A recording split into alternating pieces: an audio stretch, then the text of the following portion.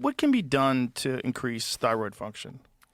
The first thing is you actually want enough food and you want good mitochondrial conversion of the food to ATP. But there's other things that could be important to having good thyroid function as well, like if you just look at what is thyroid hormone.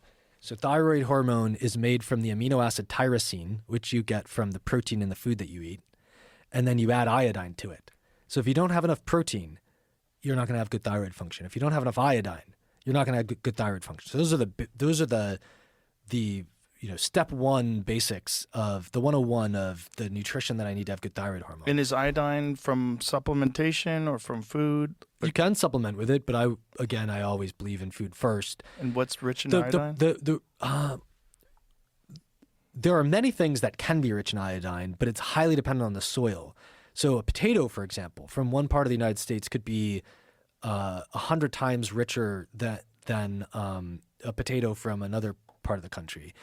So that's a problem. Seafood is reliably high in iodine because the rainfall just facilitates the minerals just falling into the ocean. So it's, a lot of the places that are low in iodine, it's because the pattern of evaporation causes the iodine to evaporate into the clouds. But then like the cloud pattern goes around some mountain and it never drops back down on you. And so you get these areas of the country where they're just on the wrong side of the mountain and they just get, progressive decline in the iodine.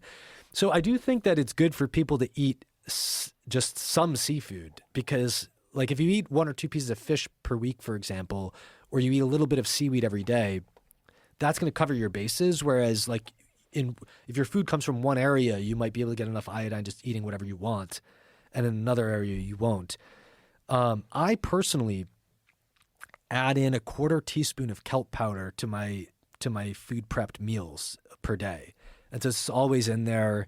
It's got a little bit of flavor, but I just mix it into everything so you don't even taste it. I fortify my own, I fortify my food myself instead of letting the government do it.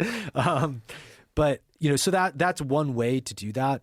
And then there are some things that increase your iodine requirement. So women with big breasts, for example, can need much more iodine because iodine, the breasts are a sink for iodine. Part of that is just the nature of the tissue. And part of it is very logical because if you do have a baby, you are going to start feeding the baby the iodine. And so that might be part of why that's prepped. But there's some evidence that a lot of breast problems are solved by extra iodine. So fibrocystic breast disease, for example, there's some support for getting 10, 15 times the normal amount, or even 50 times the normal amount of iodine. And I think that's because